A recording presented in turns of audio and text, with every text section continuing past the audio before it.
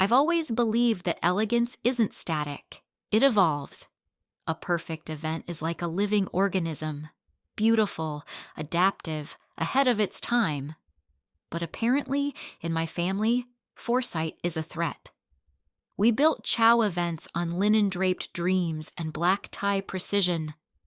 My parents started it in the 80s, ballrooms and brass quartets, lavish weddings for heirs and oil tycoons, soirées in Lake Como and the Hamptons.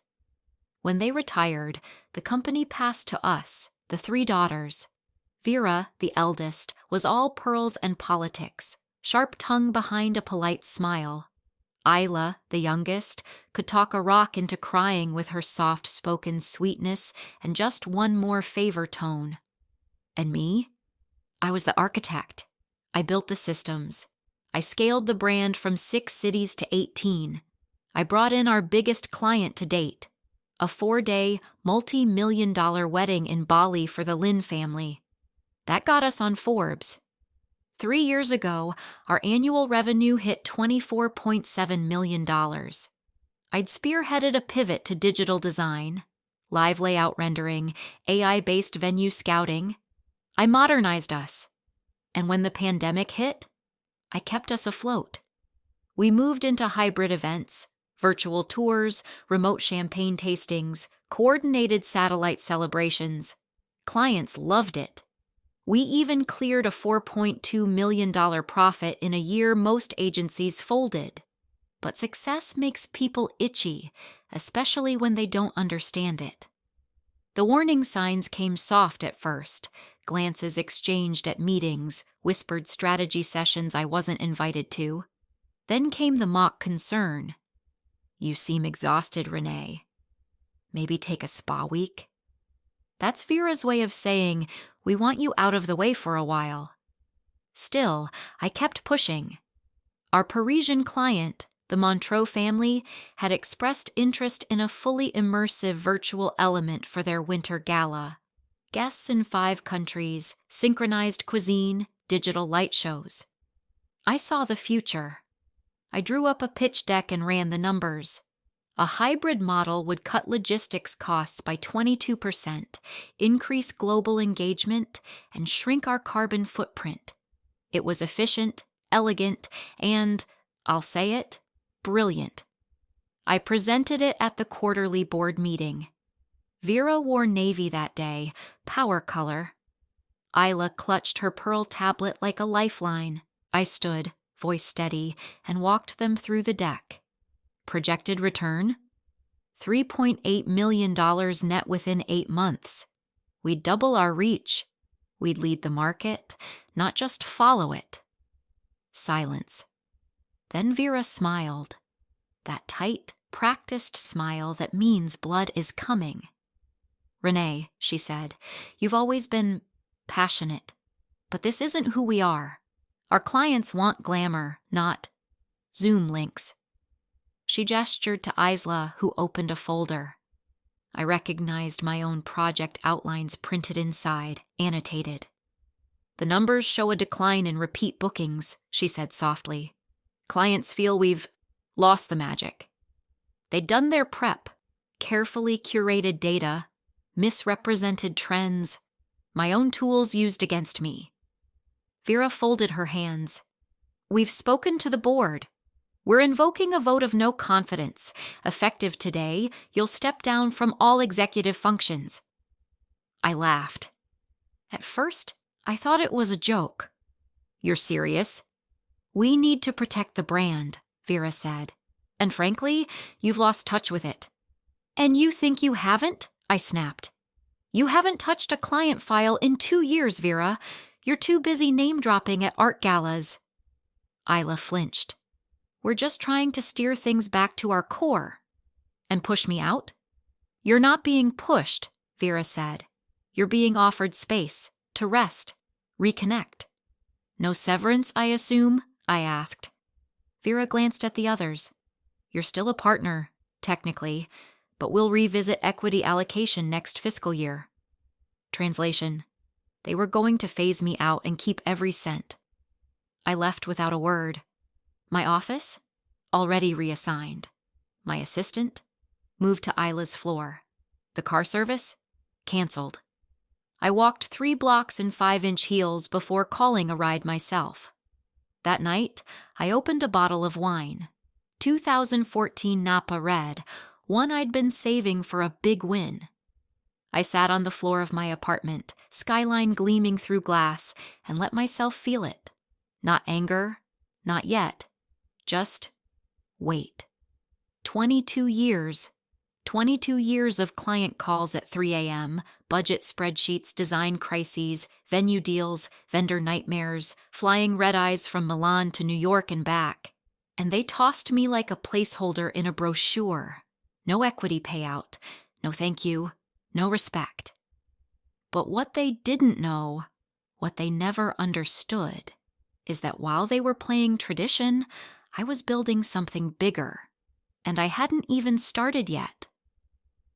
2 weeks after the coup, my phone stopped ringing. No more florists sending me previews. No more last-minute vendor crises. No more desperate texts from Vera asking which champagne goes with foie gras in the summer heat. I went from being the engine of Chau Events to a name they barely dared mention on calls. A ghost, one they quietly hoped would fade. But the industry remembers. It started small. A former assistant DMing me on LinkedIn. Heard what happened. Total BS. If you ever go solo, call me. Then a lighting designer from Singapore sent a bottle of champagne to my apartment with a note. Wherever you go, I'll follow. People knew. And then Harper Lynn called. She didn't text, didn't email. She called, which told me everything. Renee, she said, her voice calm and clipped in that signature way. I heard something ridiculous. Tell me it's a misunderstanding. I laughed. If the ridiculous part is that I got thrown out of my own family's business without a dime. No misunderstanding? Harper exhaled. Lunch, tomorrow, 1 p.m., Le Jardin. Bring your appetite and your fire. Le Jardin was the kind of place where the soufflés were seasonal and the waiters had PhDs in wine. I arrived early, dressed in quiet revenge. Sleek black silk dress, no jewelry, just a crimson lip and heels sharp enough to draw blood. Harper was already there, sipping something pale and expensive. I always admired how you walk into a room like you own it, she said without looking up. I sat. You taught me how. We didn't small talk. Harper wasn't built for it. After her 3rd spoonful of lobster bisque, she set it down and said, I need a planner. Not just any planner. A visionary. Someone who understands that luxury is shifting. We're in a new era. Sustainability, global inclusivity, virtual integration. It has to be flawless. Intimate, yet grand. A statement I blinked. For what? She leaned in. My next project, a global gala, 12 cities, simultaneous cultural showcases. Think Kyoto tea ceremonies, Ghanaian drumming, Scandinavian light installations, all live, all streamed, all interconnected. You want a planet-wide celebration? With a climate-positive footprint. I'm talking carbon offsetting, solar-powered venues, local artisans, no private jets. An experience people will talk about for a decade. My heart beat faster, not from nerves, from recognition. This was what I would have pitched at Chau. This was the future Vera and Isla tossed aside in favor of ivory stationery and string quartets. And you think I'm the one to build it? Harper looked at me like I was being deliberately stupid. You saved my daughter's wedding when the original planner forgot to schedule the string quartet. You had a new quartet flown in from Prague within 8 hours. You choreographed every moment down to the scent of the linens. That ceremony is still in Architectural Digest. Of course you're the one. I sat back. I didn't need to think. Not really. But I did need to see it. Linnea, I said, letting the word bloom in the air. Harper raised a brow. What's that? A genus of flower. Twin flower. It grows quietly in cold places. Rare, underestimated, but strong. That's the brand. I grabbed a napkin and started sketching, not with lines, but with words. 12 countries, local partnerships, sustainable sourcing, carbon-negative logistics, digital hubs, live streams to 40 million households, private portals for guests, custom sensory kits shipped globally, $12 million budget, scalable depending on Harper's vision. This isn't just a gala, I said. It's a global love letter. It's what the Met Gala wishes it could be. But it's also intimate, personal, a celebration of culture, care, and connection. Harper was silent for a long moment. Then she smiled, a slow, approving thing.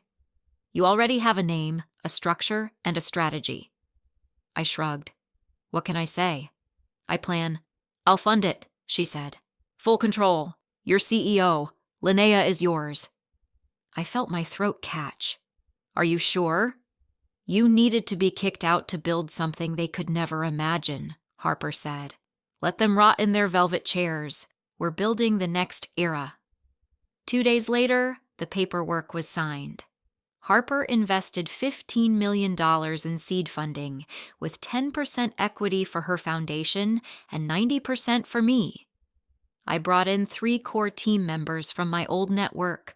All of them had left Chau within months of my exit. I didn't poach. I didn't need to. They came willingly. Linnea wasn't a rebuke. It was a revolution, quiet, elegant, and utterly unstoppable. And the best part? I hadn't said a word to Vera or Isla, not yet. But they'd find out. They always did. There was no press release, no smug Instagram reel, no triumphant comeback speech. That's not how I move. All that happened was an email. 4 lines, 1 signature. From Harper Lynn, CEO, the Lynn Foundation, to Vera Chau, Isla Chau, Chau Events. Subject, event cancellation. After careful review of Chau Events' current strategic direction and creative vision, we have decided to withdraw our partnership for the Lynn Global Gala.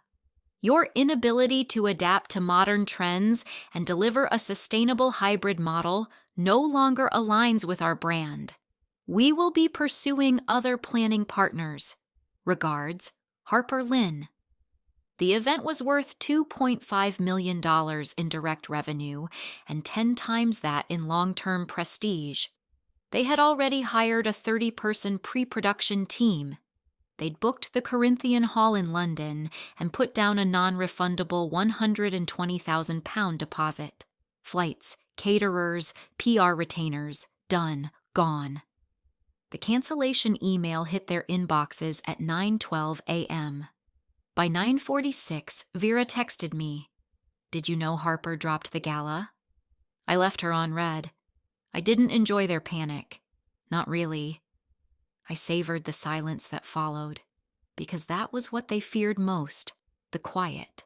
No defense to shout, no crisis to spin, just Harper's name and the word irrelevant hanging over them like smoke in a burning ballroom. And while they scrambled, Linnea bloomed. We launched our digital presence with a single post, a cinematic teaser of time-lapse flowers opening across 12 cities. No faces, no names, just music, color, movement, and the tagline, Elegance Evolved. Global by nature. Within 48 hours, the post racked up 6.3 million views. Fashion editors were sliding into our DMS TED Talk organizers called. Vogue emailed asking for an exclusive interview with the mysterious founder behind Linnea. I declined. Not yet. Let the work speak. I wasn't hiding. I was building. Quietly. Precisely. Like a scalpel. Meanwhile, the whispers started. A bridal blogger leaked that Chau Events had lost a mega client in a very public way. A former florist posted a story saying, "Funny how the real creative genius was always the one they pushed out." Someone anonymously shared internal screenshots of Chau's Slack, Vera's frantic messages about rebranding and reclaiming digital momentum. The hashtags she floated were laughable. Tradition meets tomorrow and Chau, old is the new now. That last one almost made me pity them. Almost. Then I remembered Vera on the boardroom day, crossing her legs and saying, Renee's vision just isn't aligned with who we are anymore. What she meant was, Renee scares us. Renee sees too far. Renee makes us feel small. But even in the glow of victory, I didn't gloat. Not because I'm noble, but because I remember. I remember the way Isla smiled when she seconded the no confidence vote. Like it was fun. Like she was finally getting to play in Vera's sandbox. I remember the way they stripped me of everything I built without a second thought. No thank you, no payout. Just a take-along break and an escort from security like I was some intern who stole pens. I gave Chau Events 9 years, tripled their top clients, increased revenue by 31% year over year. I brought in Asian billionaires, South American royals, sustainability awards, and TED endorsements. I made that agency modern, global, future-proof, and they exiled me for thinking too far ahead. So no, I didn't gloat. But I planned. One of Linnea's early concepts was a private client portal, personalized dashboards for each guest to engage with cultural previews, RSVP, and even schedule one-to-one artist interactions. Harper loved it. The test run? Sent to 50 select VIPs. Guess who leaked a screenshot to page 6? A designer in Milan gushing, whoever's behind this new agency is 10 years ahead of everyone else. Chau Events is over. The article didn't mention me by name, just referred to me as a former high-level planner recently ousted from a legacy brand. People put the pieces together. The comments section exploded. This has Renee Chau written all over it. If she really did start a new company, it's game over for her sisters. Chau Events just lost their soul. And yet, even as the buzz grew, I didn't make a single public statement. But Vera did. At a charity gala in San Francisco, she was asked on stage about recent industry shifts. Her response was dry but telling. At Chau Events, we stand by tradition. We're not chasing trends or gimmicks. Legacy matters. A pause. Some people don't understand that. A journalist called me the next day to ask for a rebuttal. I said, no comment. Then I smiled and added, let the legacy speak for itself. They say money talks. But in this business, silence screams. Within a month of Harper's formal withdrawal, 4 more clients reassessed their event strategy. Read. They pulled out of Chau Events without even giving Vera and Isla a chance to pitch a replacement concept. One of them, a European tech heiress, personally called me and said, Renee, I always suspected you were the brain. The sisters were just lighting and flowers. She signed a contract with Linnea that afternoon. $1.3 million over 18 months. We weren't stealing clients. We were becoming inevitable.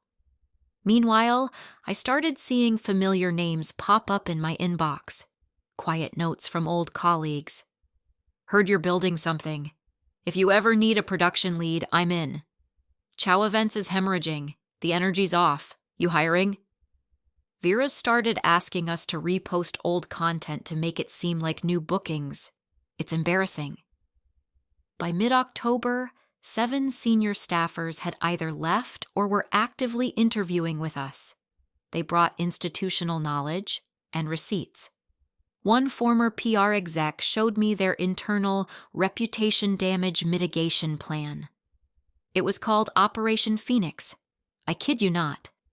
Under public strategy, they had this bullet point. Downplay Renee's contributions. Reframe her as unstable, erratic, emotionally reactive. I stared at it for a long time. I think it broke something quiet inside me. Not because it was cruel, but because it was predictable. They couldn't stand losing. So they rewrote history. But I wasn't going to fight them with press releases or Twitter threads. I had Harper Lynn. I had Vision. I had Linnea. So we launched our soft beta. The website was interactive, gliding from continent to continent in a swirl of sound and texture. Visitors could explore virtual stages representing our 12 partner cities: Tokyo, Rio, Paris, Nairobi, Vancouver, Mumbai, each with a teaser from a local artist, a sustainability feature, and a countdown. Underneath, one night, 12 cultures, infinite elegance. The back-end data showed 8.2 million unique users in 3 days. Time on site averaged 7.5 minutes. That's unheard of in event marketing. And then came the real punch. Vera tried to trademark Linnea. She had her legal team submit a filing, claiming it was confusingly similar to Chau, a failed side project she had pitched 3 years ago. We found the record. It was an Instagram account with 17 followers and one low-res floral flat lay captioned, "Coming soon, year Chau blooming." When we sent a cease and desist back with our legal team's 60-page brief, their lawyer resigned the next week. Harper, of course, saw the filing.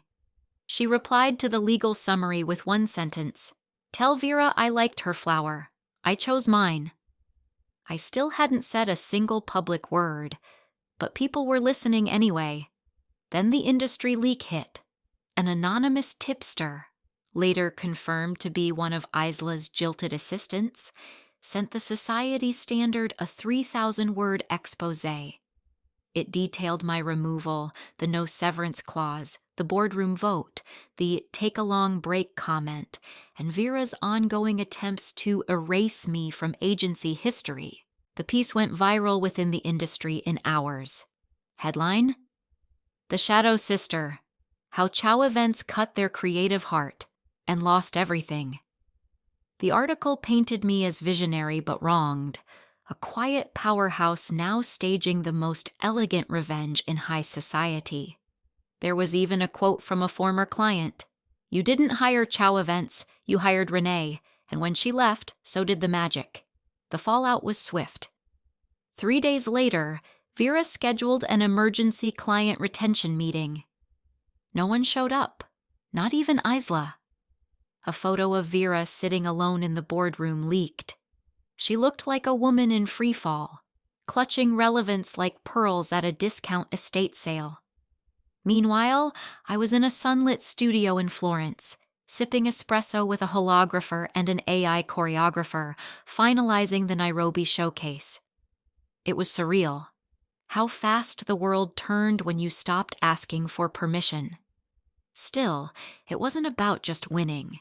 It was about being seen. Not for revenge, not even for legacy, but for all the years I played nice, stayed quiet, made them shine, and never once got the credit. Linnea had no vengeance in its branding, but behind every virtual bloom was a woman they underestimated. A woman who had to be burned alive in the boardroom before she bloomed elsewhere. And the world was watching now. The switch wasn't just happening, it had already happened. And Vera and Isla? They were still in the dark, trying to flip breakers in a house that no longer had electricity. There's a kind of silence that doesn't soothe. It creaks at the edges. It warns of collapse. That was the sound inside Chau Events now. A week after the Society Standard exposé, Chau's LinkedIn page stopped posting updates. Their PR manager, Danielle, who once smiled sweetly while feeding my name to the back of the website, removed the company from her profile. Within days, 5 more senior team members followed. It was like watching dominoes fall in slow motion, each one carrying a bit of history, a bit of dignity, and a quiet whisper. We were wrong. I didn't gloat, not even privately, but I kept receipts. I kept the email threads from clients who said things like, We didn't want to leave Renee behind, but we didn't know we had a choice. Vera always made us feel like a checklist. Renee made us feel like art. I kept the report from our finance lead at Linnea. By end of Q3, Chau Events revenue dropped 61%. Staff retention is below 40%. Several unpaid vendor invoices flagged. I didn't want them to fail. I just wanted them to stop pretending they built something they didn't understand. Then came the flowers. A massive, overdone arrangement. Hydrangeas, peonies, blush orchids. No taste, just price. It looked like money trying to disguise desperation. The note tucked inside read, "Dear Harper, we've had time to reflect. We realize mistakes were made.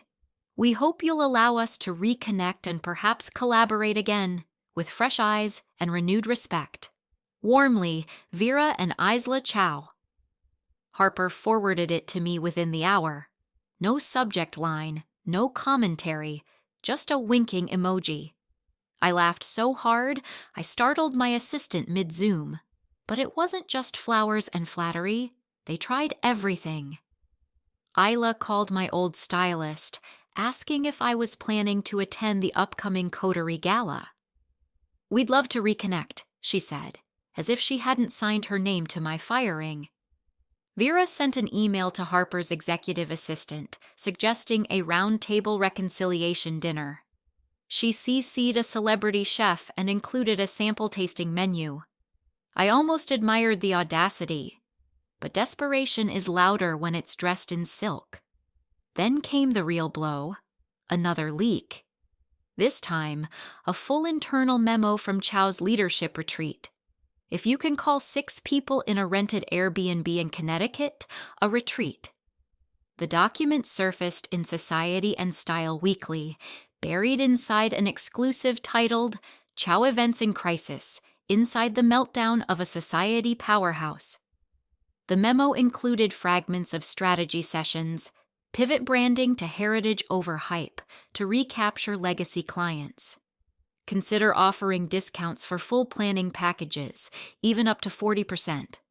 Desperation, underlined in red. Is Renee paying vendors to poach? Investigate her contracts. But the worst, the absolute gut punch, was this line, allegedly from Vera herself. "The world isn't built for women who get soft. She got soft. She thought vision was enough." That was the moment everything in me turned cold. Soft? I was the one who stayed up until 3 a.m. sourcing emergency lanterns for a blackout wedding in Bali. I was the one who pulled off a royal-adjacent nuptial on 3 weeks' notice after a venue flooded. I was the one who built their 6-figure revenue into a $12 million a year machine by the time I turned 47. I wasn't soft. I was seasoned. And they mistook my silence for surrender. Vendors started contacting us. Caterers who'd waited 90 days for payments from Chau Events. Photographers with unpaid balances. A designer who'd fronted $40,000 in decor and got ghosted. We started building a quiet little referral circle. Good people looking for fair work, tired of being exposure paid. We didn't promise glamour. We promised contracts, clarity, and on-time payments. By November, Linnea's partnerships doubled. Chau's vendor list was down to 6. And then, almost comically, they tried to sue. A cease and desist, claiming I stole proprietary planning models. Our legal team responded with 2 things. My employment contract, which Vera herself had signed, releasing me from intellectual property claims after executive tenure. A photo of the planning model, a literal hand-drawn chart on a napkin that I'd created during a layover in Munich. Case dismissed. At night, I'd sit by my window with a glass of red, watching the city buzz below, thinking how fast respect evaporates when built on borrowed brilliance. I thought of my mother, who always told me, "Don't worry about being liked, baby. Be the one they can't replace." And as I watched the empire I built for them collapse without me, I finally understood what she meant. By winter, they were holding legacy teas, tiny, awkward gatherings with past clients in borrowed hotels, trying to summon nostalgia like it was a currency. Isla hosted a Q&A. 6 people showed up. One of them texted me a photo. Caption, "It's giving Titanic. Just with macarons." I didn't need to reply. My next move was already in motion. The gala, the global showcase. The moment I'd waited for, not to prove myself to them, but to show myself and every other woman quietly carrying the weight of brilliance unacknowledged, that we can rise without permission. There are nights that change things forever, not with fire, not with fury, but with brilliance, with elegance, with a quiet kind of triumph that doesn't scream, it shines. That night, I stood behind the curtain of the Palais Garnier in Paris. Yes, that one. Heart steady, fingers wrapped around a slim gold mic, looking out through the velvet split at a sea of diamonds, cameras, legends. We were live in 12 countries, streaming across 5 continents in 9 languages. 17 million live viewers. Linnea's Global Gala wasn't an event, it was a moment. And it began with silence. Not hesitation, not fear, a reverent pause, the kind that tells you the world is watching. Let me rewind a little. The months leading up to this night had been a masterclass in momentum. With Harper's full support, and let's be honest, her connections, we assembled the dream team. Local curators in Morocco, artists in Kyoto, eco-architects in Stockholm, and even indigenous elders in Canada to bless the event in ancestral tongue. Each of the 12 countries held a satellite showcase, synchronized to the main event in Paris, woven together with immersive tech and heartfelt storytelling. The theme? One World, Many Wonders. It was about honoring the past while designing the future, about culture, climate, and connection. But beneath it all, for me, it was about proving that evolution isn't betrayal. It's legacy in motion. My gown was deep emerald silk, cut clean, no frills. I wanted to be remembered, not for sparkle, but for stance. Harper and I walked out together. She gave the welcome. I gave the heart. And somewhere in the 5th row, I saw them. Vera and Isla, dressed like they belonged, looking like they didn't. Isla gave a tight smile. Vera kept her expression locked in that socialite neutral she'd worn since we were teenagers, but her eyes scanned the room like a woman who just realized she was a guest at her own wake. I delivered my speech near the end of the program, after the virtual ballet from St. Petersburg, after the Cairo Lantern release, after the thunderous Maasai dance in Nairobi synced via augmented overlay with the Paris Orchestra. The audience rose, the lights softened, and I spoke. This night, this dream, began not with applause, but with resistance. Not everyone believed in a future like this. Some thought honoring tradition meant rejecting evolution. But I believe, deeply, that vision and legacy are not enemies. They are sisters. I looked straight at Vera and Isla. Their faces didn't move, but I saw Isla blink, just once, a beat too slow. So tonight, I said, lifting my champagne flute high, a toast to sisters. May they always learn the value of vision, even if it's not their own. Silence, then applause, then a standing ovation. Backstage, my team wept, not from pressure, from release.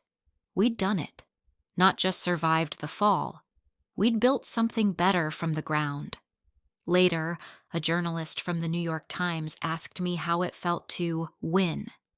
I smiled and said, this wasn't about winning. It was about remembering who I've always been, with or without their permission, And just before midnight, as the final embers of the global live stream glowed out into the digital ether, I caught a fragment of a moment. Isla, leaning over to Vera, whispering, "We backed the wrong one." Yes. Yes, you did. So to all the women out there, especially those over 50 who've been told they're past their prime, too gentle to lead, too seasoned to start again, let me tell you this. It is never too late to rewrite the story they tried to hand you. Your power doesn't retire. It evolves. If this story moved you, made you feel seen, or simply gave you a spark of satisfaction, drop a comment. Tell me which moment hit the hardest. Like this video if you loved watching Renee rise. And don't forget to subscribe, because we have more powerful stories coming your way. Until next time, keep your vision clear and your crown steady.